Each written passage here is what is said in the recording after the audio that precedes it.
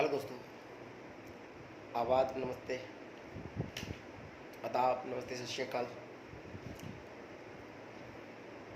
कैसे हो आप सब लोग? ठीक हो? मैं आपके लिए आज कहानी लेके आया था। कहानी बहुत ही ज़्यादा शून्य कर देने वाली और रोंगटे खड़े करने वाली कहानी है। कहानी एक ऐसी कहानी है कि जिसको देख के हर एक आदमी एक बार तो सुन रह जाता कि कैसी कहानी है। हम ऐसे बात शुरू करते हैं। जैसे हम लोग कभी भी किसी के साथ जाते हैं, जैसे बाइक पे, रिक्शे पे, मान लो मार्केट में, या कुछ भी होने से किसी के साथ अगर बहसबाजी हो जाती है, जहाँ कोई ट्रैफिक के मामले में किसी के साथ कहासुनी हो जाती है, थोड़ा बहुत कई बार होता है कि गाली गलौज हो जाता है, तो हम ज़्यादा से ज़्यादा क्या करते हैं कि दूसरे के साथ थोड़ा बहस हो जाती है, हाथों-पाई हो जाती है। इससे ज़्यादा तो कुछ होता नहीं है। थोड़ा बहुत कई बार ऐसा होता है कि ज़्यादा झगड़े बढ़ जाते हैं। लेकिन ये कहानी ऐसी है कि इस आदमी को अगर कोई गाली भी देता है, जहाँ किसी को गाली देता है, जहाँ कोई वो करता है, तो ये आदमी पता है क्या करता है? उसके घर पे लाके बम लगा के उसको उड़ा देता है। अगर इसको कोई भी गाली देता है तो उसके बम लगा के उसके परिवार को सबको उड़ा देता था। ये एक ऐसे आदमी की कहानी है। घटना बिल्कुल सच्ची, 100% डॉक्यूमेंट रिकॉर्डेड है।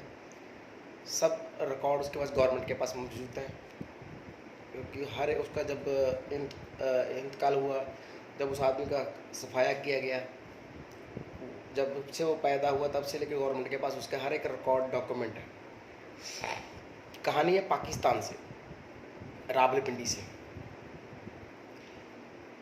कहानी पाकिस्तान रावलपिंडी से जब शुरू होती है तो 1990 अक्टूबर की कहानी है। तो थोड़ा उस टाइम पे बम ब्लास्ट ज़्यादा हो रहे थे, तो चेक पोस्ट पे कहीं पुलिस वालों ने नाका लगा रखा था।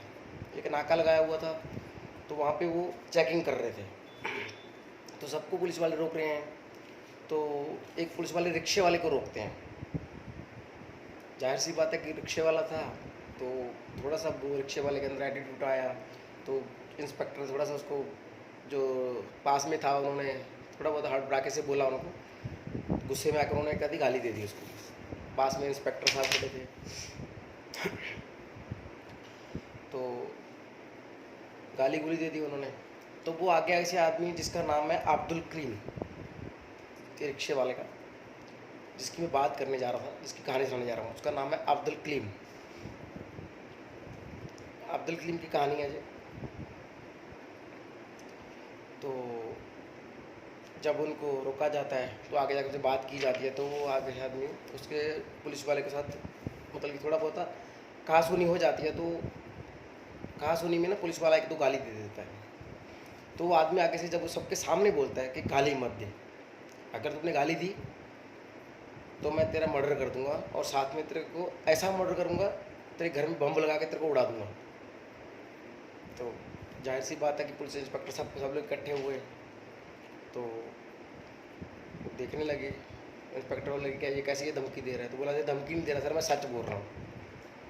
बोला मैं धमकी नहीं दे रहा, सच बोल रहा हूँ। जब उसने ऐसी बातें बोली तो ज़रा सी बात है कि इंस्पेक्टर ने क्या किया, उसको पकड़ के उसको लेके आए। जब उसको इंटेरोगेट किया गया तो एक राज निकल के बाहर आता है।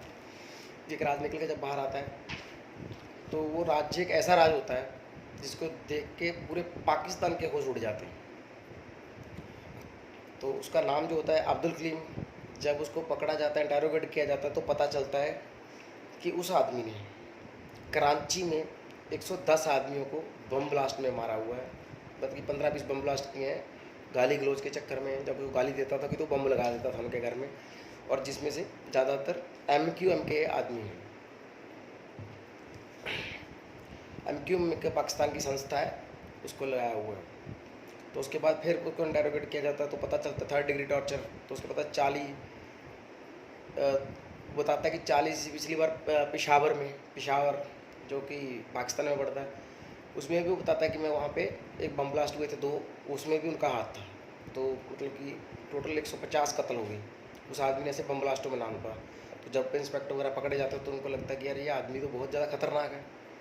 तो ये आदमी उसको ना पकड़ते हैं, इंटेरोगेट करते हैं, मारते हैं। जो सिपाही उसको मार रहा होता है, जो आदमी ने इसको पकड़ा था, जो गाली दे रहे थे, और 2 सिपाही और थे जो साथ में खींचा करके तो गालियाँ दे रहे थे। 4 सिपाही थे टोटल। तो उनको जब लेके लिया जाता है, इंटरोगेट पे सब हो जाता है, अदालत में पेश किया जाता है, उसको जेल भेज दिया जाता है। जेल से जाते जाते तो एक इंस्पेक्टर साहब को बात बोलता है।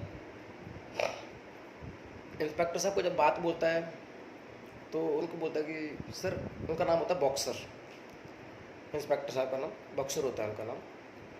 तो उनको बात बोलता है कि सर, इन लोगों को तो मैं ज़िंदा नहीं छोड़ूंगा, मैं जेल से तो भाग जाऊंगा, जेल तो मेरे को रोक नहीं सकेगी, तो जेल से भाग जाऊंगा मैं। तो इंस्पेक्टर साहब को लगा कि बोला इतना आसान नहीं है कि जेल से भाग जाएगा, तो इतनी जो फोर्स लगा रखी है किस लिए? बोला ये आपकी फोर्स मेरे को रोक नहीं पाएगी। तो ऐसे करते करते 1 साल निकल जाता है। तो जो बॉक्सर साहब थे उन्होंने देखा कि अरे इस आदमी का इतना क्रिमिनल रिकॉर्ड है तो ये जा सकता है, तो सिक्योरिटी थोड़ी बढ़ा दी जाती है जेल की। 1 साल निकल जाता है, 1.5 साल निकल जाता है, 2 साल निकल जाते हैं। 2 साल के बाद तो वो प्लान कर रहा होता है, और बॉक्सर साहब डेली मतलब कि हफ्ते में 1 दिन 2 दिन 3 दिन जब भी उनको टाइम लगता तो वो आके देखते रहते थे किस किस को मिल रहा है, किस किस को नहीं मिल रहा, तो कैसा है वो, क्योंकि उनको डाउट था इस बात पे कि ये इतना बड़ा क्रिमिनल है तो भागेगा ये जरूर। तो बॉक्सर साहब भी इतना ध्यान देते हैं। तो 2 साल के बाद एक जेल से रिहाई होनी थी, कोई रिहाई ऐसी होनी थी, कोई मज़हब के नाम पे एक लीडर था कॉलेज का कोई, उसको रिहा होना था। कोई धरना प्रदर्शन चल रहा था, अरेस्ट किया गया था उसको पुलिस ने, तो उसको रिहा करना था। उसको रिहा करने पे पाकिस्तान की कोई रीति से औरतें उनको जेल से आके अंदर बुर्का पहन के लेके जाती हैं। उनको जेल से 6 औरतें आती हैं, बुर्का पहनने के बाद परमिशन ली जाती है, जेल से उसको अंदर से बाहर लेके जाती हैं। जब वो औरतें आती हैं 6 औरतें, तो आती तो 6 औरतें हैं पर जाती 7 हैं। तो वो जो 6 औरतें आती हैं उनके पास एक बुर्का और होता है, तो उसको बुर्का दे देती हैं वो अब्दुल कलीम। तो वो भी उनके साथ बाहर चला जाता है जेल से। तब तो किसी को पता नहीं चलता, जब तक ये शाम तक पता चलता है, सेल में देखा जाता है कि वो तो भाग गया। तो पूरे पाकिस्तान में हाहाकार मच जाती है, पुलिस की थू होना शुरू हो जाती है। मीडिया पे, न्यूज़ पे, हर जगह पे एक ही आदमी का नाम चल रहा है, अब्दुल कलीम इतना बड़ा टेररिस्ट भाग गया, इतना बड़ा वो भाग गया। पूरी पुलिस फोर्स लगा दी जाती है उस पर, क्योंकि सबको खतरा था, क्योंकि वो भी करता था। तो 15-20 दिन 25 दिन ढूंढते हुए मिलते, कहीं नहीं मिले। तो पुलिस भी थोड़ा बता घूम रही है, कहीं पे कुछ नहीं मिला। पुलिस को 15-20 दिन के बाद एक लाश मिलती है, उसी केस में एक लाश मिलती है। जो लाश होती है एक सिपाही की। पुलिस उसकी इंटरोगेट करती है, लाश के पास रहते हैं, पर पुलिस को कुछ नहीं मिलता 15-20 दिन के बाद। 15-20 के दिन के बाद फिर पुलिस को एक और लाश मिलती है, जो एक दूसरे सिपाही की लाश होती है। तो उसमें भी देखता है तो उसमें नहीं होता है। तो फिर 15-20 दिन इसमें भी निकल जाते हैं।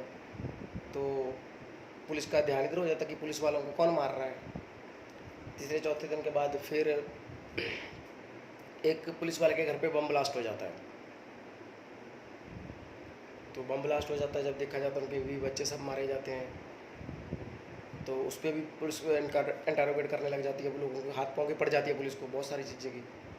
तो उसको भी पुलिस ने अपनी जांच एजेंसियाँ सब लगा देगी, आर्मी लगा देगी कि इसको जल्दी से जल्दी हो गया है, क्योंकि पुलिस की बहुत थू हो रही थी। पूरे शहर में लोग थैम से गए थे कि क्या हो गया है, देश में क्या हो रहा है, डर गए थे लोग। उसके बाद ये कहानी जब निकली, थोड़े दिन के बाद एक और लाश मिलती है, जो सिपाही थी। ऐसे करते करते 3-4 महीने निकल जाते हैं, लाश पे लाश मिलती रहती है, पर उसका कोई भी शिट्टा नहीं निकल पाता, कोई पकड़ नहीं पाता आदमी, पुलिस किसको पकड़ नहीं पाती। तो इसके कुछ दिन के बाद एक बॉक्सर साहब के पास एक लेटर आता है, बेकायदा पोस्टिंग से एक लेटर आता है। तो उस लेटर पे लिखा होता है, बॉक्सर साहब, मैंने जो आपको वादा किया था, मैंने वो सब वादा निभा लिया, बस एक वादा बाकी है, आपकी गाड़ी में बम लगाना बाकी है, बाकी सबको मैंने जो वादा किया था पूरा कर दिया। बॉक्सर साहब जब पढ़ते हैं तो उसको पता चलता है कि इसके पीछे उस आदमी का हाथ है, अब्दुल कलीम का, कि वो उस टाइम भी बोल रहा था। तो वो सारी बातें रिमाइंड करते हैं, याद करते हैं सारी बातें कि यार वाकई उस आदमी ने ये बात बोली थी, उसने सारे वादे निकाल दिए। तो हालत ख़राब हो जाती है बॉक्सर साहब की भी। बॉक्सर साहब की हालत ख़राब हो जाती है, तो बॉक्सर साहब सोचते हैं अब क्या कराया जाए। तो आगे अपने सीनियर अधिकारियों को बताते हैं, तो उसकी सिक्योरिटी बढ़ाई जाती है। तो एक जांच एजेंसियाँ लगाती हैं, बॉक्सर साहब को बहुत ज़्यादा सिक्योरिटी दे दी जाती है, तो बॉक्सर सर को ही इस केस के हैंडल करने के लिए लगा दिया कि आपको इसको केस को हैंडल करना है, उनके साथ में सिक्योरिटी रख दी जाती है। तो बॉक्सर साहब कहते हैं जेल जाते हैं, बहुत सारे आदमियों को पूछताछ करते हैं, बहुत सारे लोगों को इंटेरोगेट करते हैं, 15-20 से आदमी से और इंटेरोगेट करते हैं, लेकिन उनको कुछ कहीं से भी कुछ भी सुराग नहीं मिल रहा था, किसी से भी कोई सुराग नहीं मिला। बॉक्सर साहब तो हर एक आदमी से मतलब कि जो उनके साथ में रिहा हुए थे 1 महीना पहले, 5 दिन पहले, 10 दिन पहले, जहाँ जो भी रिहा हुए थे सबकी डिटेल निकलवाते हैं। कम से कम 120-130 आदमियों की इंक्वायरी की जाती है, पर बॉक्सर साहब के हाथ में कुछ भी नहीं लगता। तो बॉक्सर साहब भी थक हार जाते हैं। इसके बाद एक चेंजेस आता है बीच में, एक चेंजेस आता है बीच में कि वो बॉक्सर साहब एक आदमी के घर पे जाते हैं। तो एक आदमी के घर पे जाते हैं तो इंटेरोगेट करते हैं उसको, मतलब उसके साथ पूछताछ करते हैं। जाकर उनके घर पे जाते हैं तो आगे वाला आदमी बोलता है सर आज बैठिए चाय पीजिए। वो बाहर बैठ के पार्किंग में चाय पी रहे थे, ऐसे जैसे टेबल पे बैठे होते, टेबल एक प्लास्टिक का टेबल होता है जैसे नॉर्मल होता है आजकल, उसके नीचे से एक अखबार पड़ा था, अखबार के ऊपर एक लेटर पड़ा था, पॉलीथीन के बीच में थोड़ा सा बाहर निकला हुआ था वो लेटर। तो वो आदमी गया चाय लेने के लिए, जब बॉक्सर साहब के हाथ में लेटर देखा, same to same writing, same to same उन्होंने देखा कि उसी राइटिंग के अंदर लिखा हुआ वही चीज़, सब कुछ वही है। तो उस पेपर के ऊपर लिखा हुआ था कि मैं आपको BAP लेटर पड़ा पे गेट नंबर 2 पे मिलूँगा, टाइम उसी दिन बताऊँगा, कॉल करके फ़ोन करके, जब भी मैं आपको कॉल करूँ आप आ जाना, टाइम जगह हर चीज़ मैं उसी दिन बताऊँगा आपको, मैं आपके पास आऊँगा। ये चीज़ बोल के नीचे लिखा हुआ था आपका अब्दुल। तो उनके हाथ में जैसे राख लगता है बहुत सारा बड़ा, तो जब तक आते हैं वो उनके उस लेटर को वहीं रख देते हैं, वो चाय पीते हैं, जाके पुलिस स्टेशन में जाके अपने सीनियर अधिकारियों से बात करते हैं कि सर ऐसे ऐसे करके मेरे हाथ में ये कुछ सुराग लगा है, ये वहाँ पे आने की बात चल रही है। तो पुलिस की टीम में सतर्क हो जाती है इस आदमी से, इस आदमी को पकड़ना पड़ेगा। पुलिस की टीम में जब सतर्क हो जाती हैं तो किसी को सब्जी बेचने वाले बेच में, किसी को किसी बेच में है, और जो बॉक्सर साहब थे उनको रिक्शा दे के बेच में, मतलब कि हर एक चीज़ को अलग अलग बेच में लगा दिया जाता है। 1 दिन बीत जाता है, 2 दिन बीत जाता है, 15 दिन बीत जाता है, 20 दिन बीत जाते हैं, 25 दिन बीत जाते हैं, 1 महीना बीत जाता है, पर कुछ भी पुलिस के हाथ में नहीं लगता। तो इतने में एक बम ब्लास्ट हो जाता है लाहौर में, तो जांच एजेंसियाँ उधर चली जाती हैं। तो जो अब्दुल बॉक्सर साहब थे तो उनको एक उम्मीद थी कि वो आएगा, उसने बोल रखा है। तो पूरे 60 दिन के बाद, 2 महीने के बाद, हालांकि टीम जो जांच थी साहब टीम उधर चली गई थी, एक बॉक्सर साहब थे, एक साथ में 2-3 और लड़के थे, वो 3-4 लड़के उधर काम पे लगा रखे थे, वही थे बस। क्योंकि टीम उनको कोई उम्मीद नहीं थी कि 2 महीने तक पहले लेटर आया हुआ है, पता नहीं कितने टाइम पहले का लेटर आ गया होगा, हो सकता है वो आके चला भी गया हो, हम लोग ऐसे खड़े हों। तो क्योंकि डेट वगैरह कुछ था लेटर पे, तो उन्होंने देखा कि नहीं भी वो आदमी नहीं होगा। तो जब उनको बुलाया जाता है, पता किया जाता है, तो पता चलता है कि वो 2 महीने के बाद, 60 दिन के बाद सही हुआ क्या आदमी मिलता है। जब उसको पहचान लेते हैं अब्दुल बॉक्सर साहब, तो जब उसके पास में जाते हैं रिक्शा घुमा के, उसके बाद पैंट शर्ट में वही आदमी होता है, आगे उसके जो लड़का होता है, हालांकि वो भी एक एनकाउंटर में बाद में मारा जाता है, उसकी कहानी कभी बाद में करेंगे। जब देखते हैं उनको तो पहचान लेते हैं, अपनी टीम को सारी को सतर्क कर देते हैं कि ये आदमी है वो। जैसे जैसे उसके पीछे जाने लगते हैं तो वो भी आगे आगे आगे चलना शुरू हो जाता है। जब उस आदमी आगे जाता है तो उसको शक हो जाता है कि ये आदमी वो है। तो जैसे ही वो पीछे मुड़ के उनको देखता है तो उसके ऊपर फायरिंग कर देता है, वो अब्दुल बॉक्सर साहब के ऊपर फायरिंग कर देता है, तो ब्रेस्ट मार देता है। जब तो बॉक्सर साहब की सतर्क थे क्योंकि पुलिस में तो उनको पता था, वो अपनी सारी टीमों को जांच कर देता है, तो चारों तरफ से घेरा मार के उनको फायरिंग कर दी जाती है, उनको वहीं पर ढेर कर लिया जाता है, मार दिया जाता है, वहीं पर पकड़ लिया जाता है। तो जब उनको पकड़ लिया जाता है तो अवाम जो होती है पाकिस्तान की, उनको लगता है कि ऐसे ही मार दे किसी को, तो वो अवाम भी थोड़ा भड़कना शुरू हो जाती है। अवाम भड़कना शुरू हो जाती है तो अवाम को ऐसी बात है कि उनको लेके जाता है। जब न्यूज़ में आता है कि ये कत्ल का काम, इतने आदमियों को इसने मार रखा है, इसको कोई गाली देता था तो इसलिए उसका मर्डर कर देता था, बम लगा के उड़ा देता था, तो सारी आर्मी ने उसके अगले दिन प्रोटेस्ट हुआ, उनके हक में प्रोटेस्ट हुआ, ये उनको छुड़ाने के लिए प्रोटेस्ट हुआ। तो अब्दुल जो बॉक्सर साहब थे आज भी जिंदा हैं, वो आज भी अपनी आर्मी में पुलिस में नौकरी कर रहे हैं। हालांकि आज वो खुश हैं, उनके 3 बेटे हैं, तीनों बेटे बड़े कारोबार कर रहे हैं उनके, पाकिस्तान लाहौर में आज भी जिंदा है वो। उनका अपना कारोबार है। अभी उनको भी अभी कोई ज़रूरत पड़ती है तो पुलिस को तो उनको लेके जाते हैं, अभी कोई ज़रूरत पड़ती है तो उनका शूटर में नाम आता है, कोई देश के प्रति उनको होता है तो उनको लेके जाती है पुलिस। बहुत ही अच्छे इंसान थे वो, लेकिन ये कहानी उसके लिए थी। अगर आपको कहानी अच्छी लगी तो शेयर करना, लाइक करना, कमेंट करना। जय हिंद, धन्यवाद।